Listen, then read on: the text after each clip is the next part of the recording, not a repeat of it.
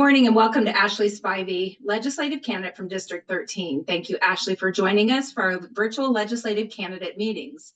My name is Gina Ragland, and joining me today is Susan DeCamp, volunteer state president, and advocacy lead volunteers Bob Lassen and Ira Nathan. Ashley, we appreciate your taking the time to meet and discuss issues of importance to the 50-plus voter and their families in Nebraska. As a reminder, this meeting is being recorded and will be shared with AARP members across your district prior to the election. So to start us off, Ashley, if you don't mind giving us a little background about yourself and your campaign in about 5 minutes or less, that would be great. And then once we've completed your opening, we'll move into the questions. So go ahead, Ashley. Welcome. Absolutely. And thank y'all for having me. I'm really excited to be able to chat with you all and then to be able to share this with your members. And just as kind of a point of connection, I actually used to work at the AARP in Mississippi. So I went to college in Mississippi and I'm a communications major, and I did my internship there the summer of my junior year. So AARP is very close to my heart in terms of the work and just the impact that you all have in community. So as mentioned, I'm Ashlei Spivey, and I'm running for Legislative District 13. I am born and raised in the district, have been here my entire life. So my grandmother still lives in the same house. She's been there for 60 years. My mother lived in the district before she passed away, and now I live here with my family and am building my life in the district that I have called home for nearly 40 years.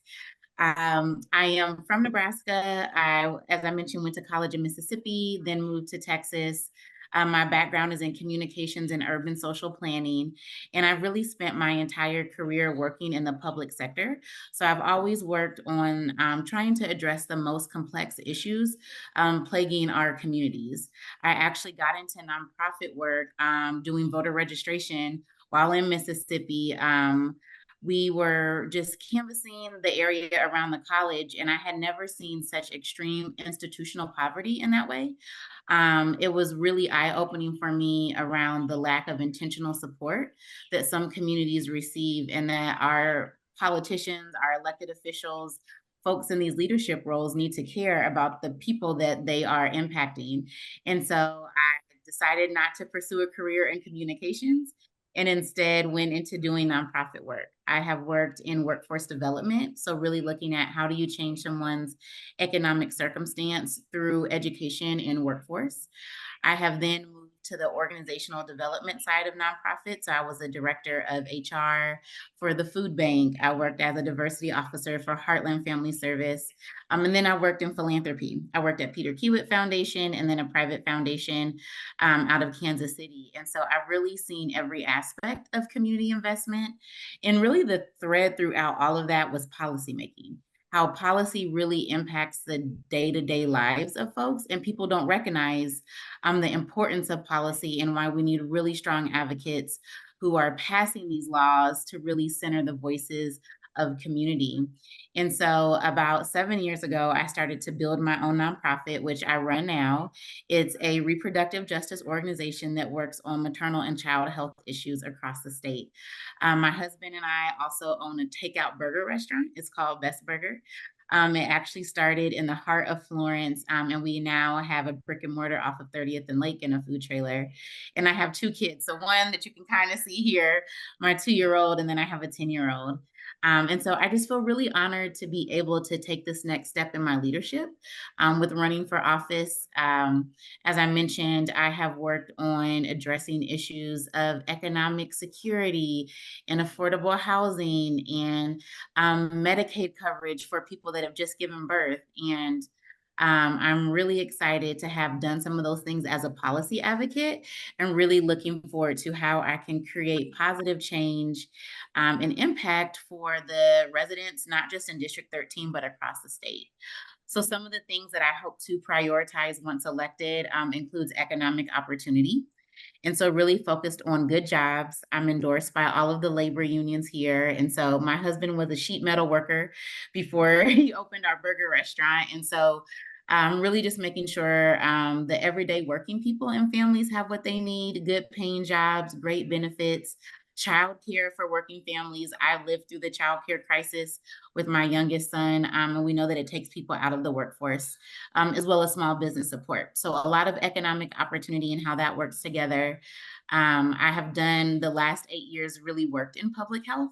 And so really making sure that people have the access to care that they need, especially the aging population in our community. I'm a caregiver to my grandmother now, since my mother passed away. And that really opened my eyes to the importance of making sure that the seniors in our community are still connected, are still well taken care of, and have the resources that they need. So do we have affordable assisted living facilities? What does that mean for folks that want to age in place?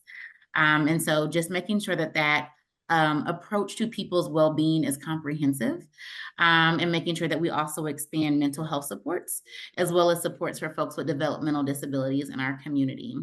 And lastly, just want to make sure people can live, work, and play in our community. And so do we have the resources that we need? Good parks, quality public schools, investing in public education. I am endorsed by the teachers union, making sure that we have good grocery stores, that there's entertainment in our district. And so really just want to make sure that we have that investment and that it's intentional, so that we can just live the lives that we hope to live.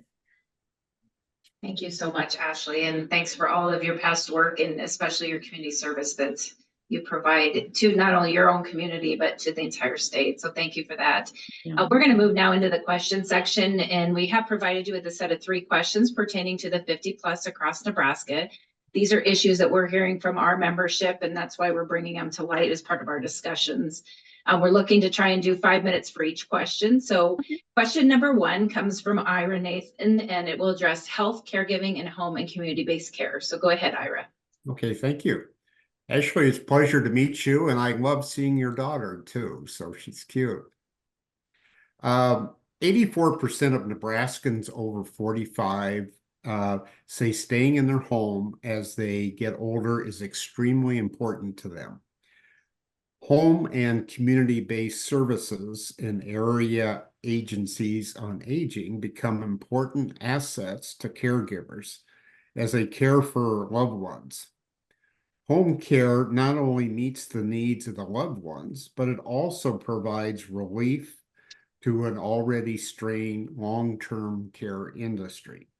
So the question I want to ask, sorry it's kind of long, but what would you do to protect and or expand home and community-based programs, particularly recruitment, retention of a sufficient workforce, adequate funding for the programs and services that older Nebraskans and their families rely on?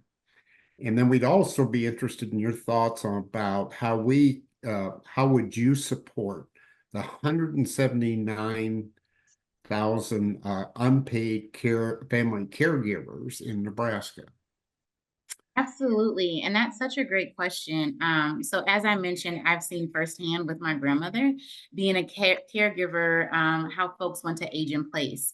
Through my work at Peter Kiewit Foundation, I had some grantees that specifically supported seniors and wraparound services that I was able to see what does this look like on the ground for people that are actually doing this work. And so I really believe one of the answers on a policy side is addressing the Medicaid reimbursement rate. And so we know from a workforce side that when we look at maybe assisted living or home health services, they're not being reimbursed at the correct rate to actually even cover their services or even the operating cost of those organizations that are doing it. And so people are losing money. They're having to go out of business. They can't retain top workforce because they can't pay them what they need. And so we really need to look at expanding and addressing the reimbursement rates for Medicaid, which can be done through policy, to ensure that then the ripple effect to people that are actually on the ground can do what they need. I think that we can also look at some revenue sources of public-private partnerships around how we can help to do some workforce training. So, for example, I'm really big on credentialing. And how do we utilize our community colleges to get people credentialed through a program, placed in a job, and then continue to upskill them. And so we can see that happening in high demand career fields now. Think about the trades, electricians, we see that with CNAs.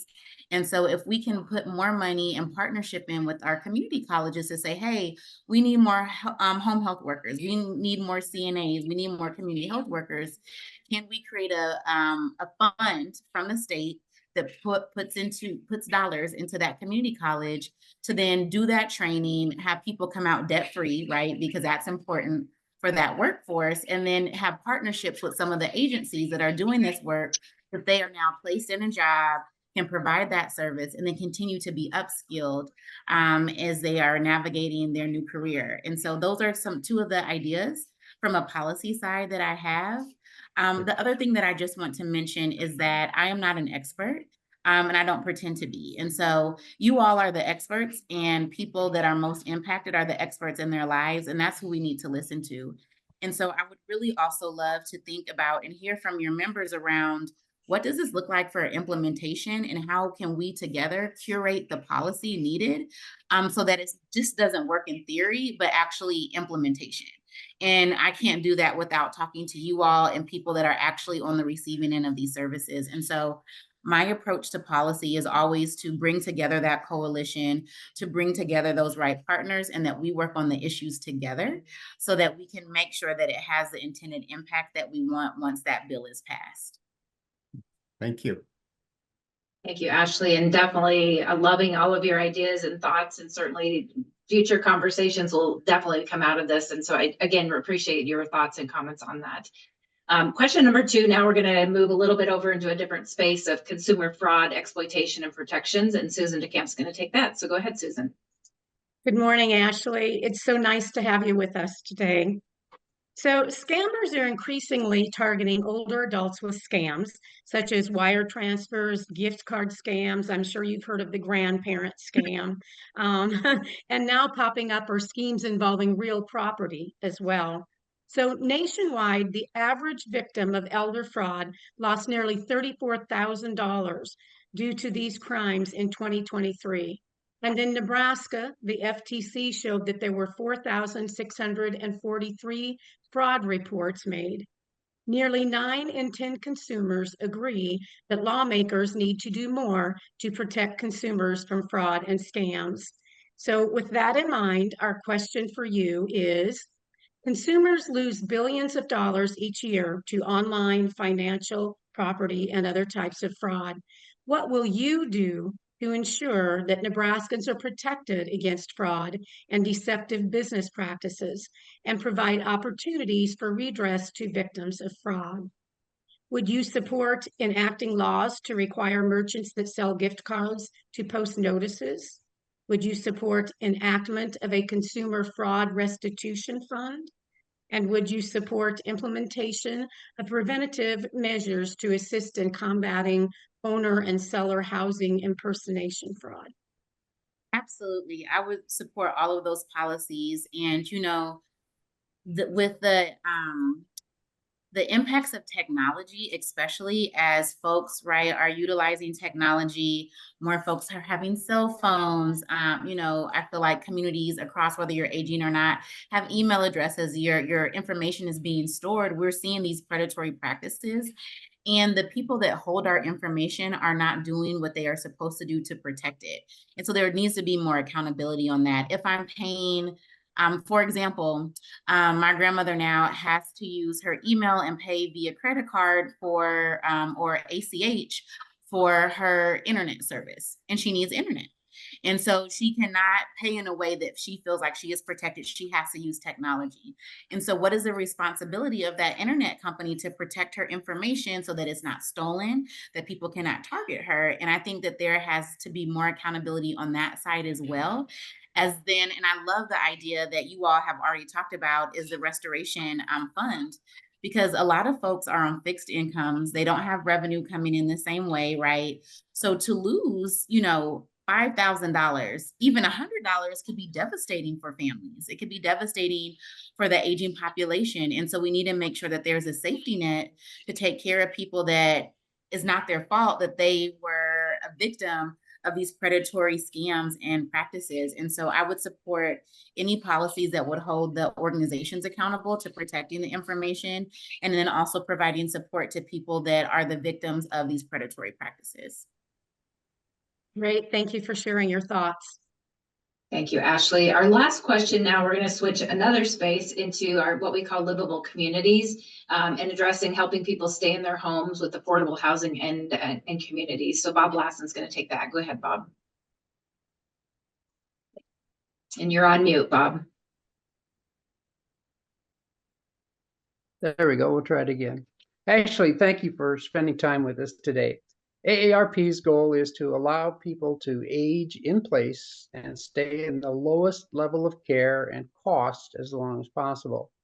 To that end, I would like to address two questions with you today. The first one is on zoning obstacles, and just a little background on that. Zoning obstacles allow just single-family residential homes. In these communities, zoning does not include other housing types, such as accessory dwelling units, manufactured homes, intergenerational duplexes, or apartment buildings that may be a better option for this group. The second part question I'll ask you about is deals with homestead exemption. So Nebraskans over age 65 are the fastest growing segment of our population, and research shows that most want to remain in their homes and communities as they age.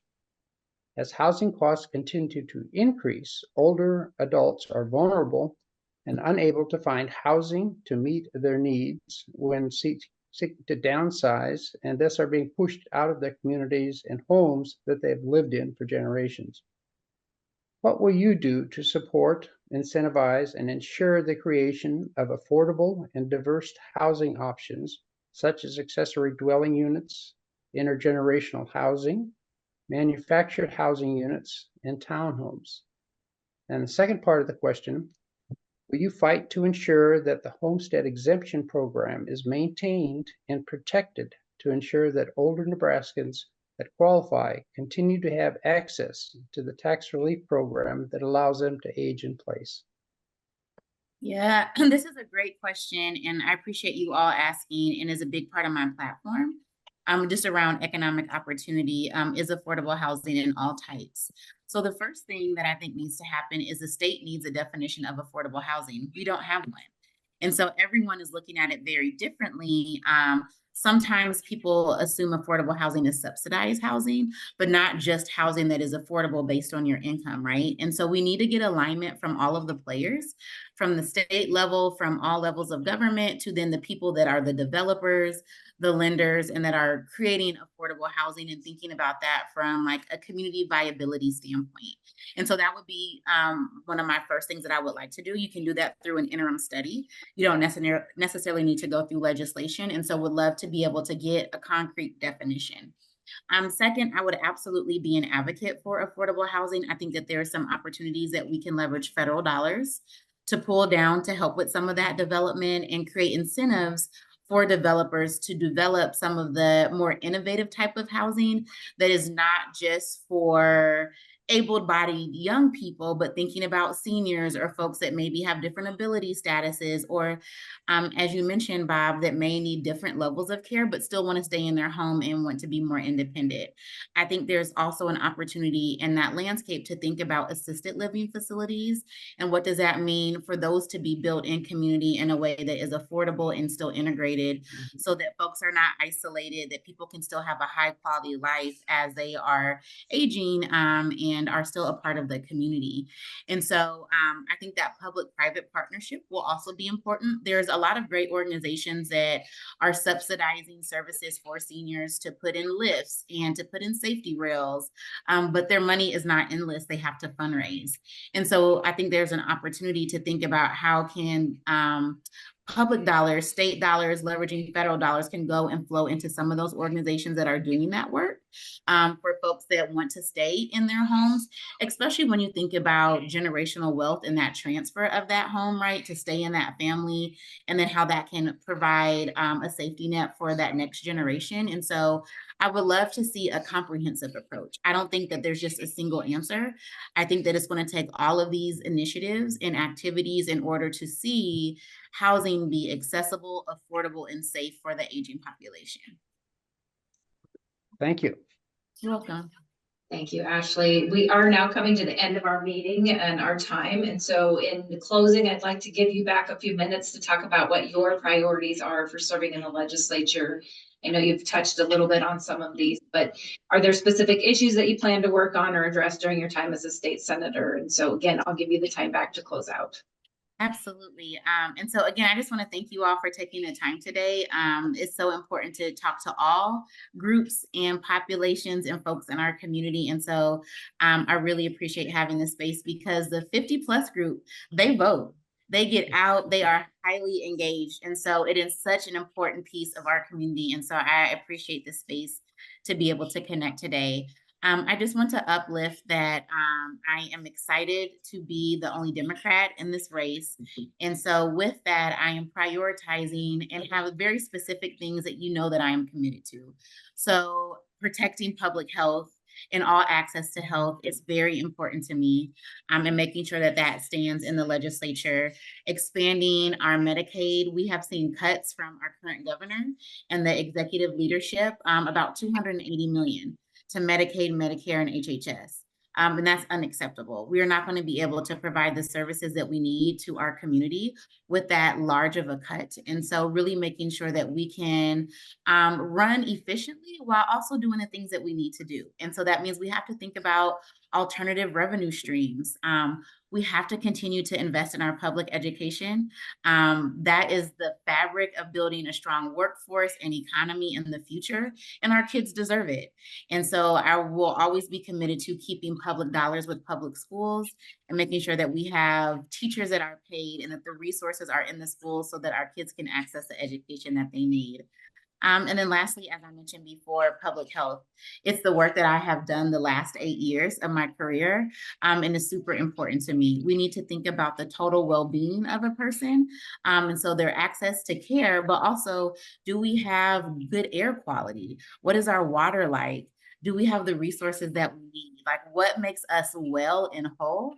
And we have to make sure that we invest in that. That is a responsibility of the state to ensure that its residents are happy and healthy and are able to live the lives that they want, because everyone deserves to access the good life, right, that Nebraska has to offer. And we want to make sure that happens across the continuum, whether you're a working family or you are a grandparent now enjoying retirement and, you know, your favorite outdoor activity. And so I am committed to that. I am committed to being accessible and to having conversations. And I know that we may not always agree.